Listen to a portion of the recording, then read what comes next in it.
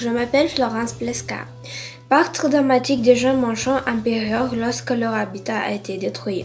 Les scientifiques qui ont découvert la perte de la millième de position des pingouins impériaux dans une catastrophe en 2016, où la glace de la mer sur laquelle ils vivaient a cédé pendant une tempête. Le British Antarctic Survey a découvert la perte de cette colonie et des pingouins, qui représentent entre 5 et 9% de la population mondiale, à l'aide des images satellites. Les adultes survivants n'ont pas accouché pour reconstituer les populations depuis et certains ont déménagé dans d'autres colonies. La population d'orcas a chuté de façon alarmante en raison de la famine. La population des poulards a passé de 100 à 75 au cours des 2 dernières décennies en raison de la pollution, des bruits des navires qui noient les communications soniques et rendant les chassés difficiles, et du déclin de la pêche comme un saumon quinoa sauvage. Les nations unies dans la mer de Sali essayaient de sauver les poulards affamés, qu'ils considéraient comme de la famille et de les nourrissant de le seulement comme un effort désespéré de dernier recours, bien que le Centre de conservation biologique de l'Université de Washington a fixé des objectifs. La plus grande centrale solaire est en construction aux Pays-Bas. La plus grande centrale solaire au monde est construite par des ingénieurs néerlandais. La construction de cette forme solaire répond aux préoccupations concernant de vastes superficies exploitées par l'agriculture solaire en raison de sa capacité à se déplacer pour faire face à la lumière comme le tournesol.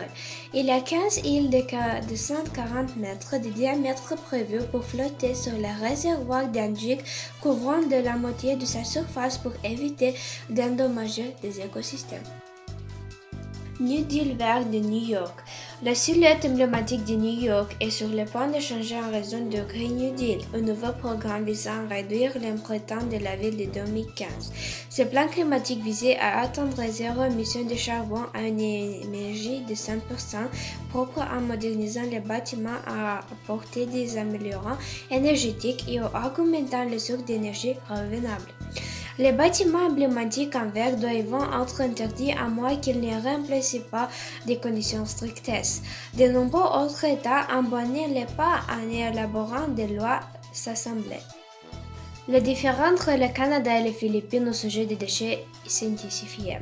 Selon autres Philippines, plus de 100 conteneurs remplacés de déchets canadiens fusément déclarés par une entreprise canadienne comme étant de plastique recyclable sont dans les ports des Philippines depuis plus de 6 ans, qui font l'objet de nombreuses discussions divertisées entre les deux pays.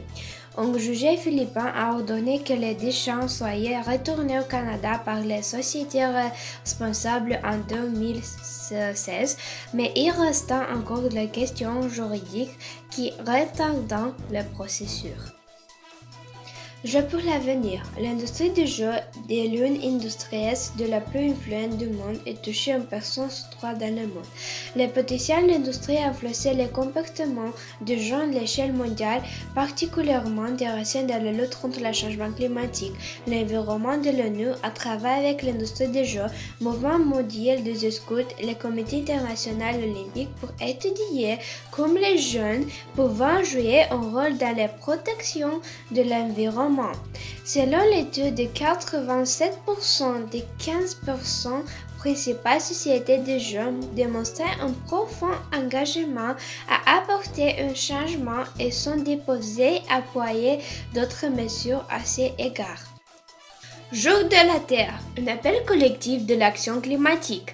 Le lundi de 22 avril était le jour de la Terre. Pour marquer de la jour de la Terre, le secrétaire général des Nations Unies, Antonio Guterres, a tweeté qu'il était vital chaque jour de s'engager à prendre mieux soin de notre planète. Faites tout ce qui est en votre pouvoir pour lutter contre le changement climatique, la question déterminante de notre époque. Le jour de la Terre reconnaît la responsabilité collective de promouvoir l'harmonie avec de la nature et la terre afin d'être un juste équilibre entre les besoins économiques, sociaux et environnementaux des générations actuelles et futures de l'humanité. De plus, il donnait l'occasion de sensibiliser le public du monde entier à l'action climatique. Le 23 septembre 2019, le sommet de 2019 sur l'action pour le climat aura lieu afin de stimuler l'ambition d'accélérer les mesures de mise en œuvre de l'accord de Paris sur le changement climatique. Sur l'action climatique pour la semaine du 19 avril 2019. Soyez nommés à jour et hebdomadaires et restez informés des derniers développements et des initiatives environnementales avec nous.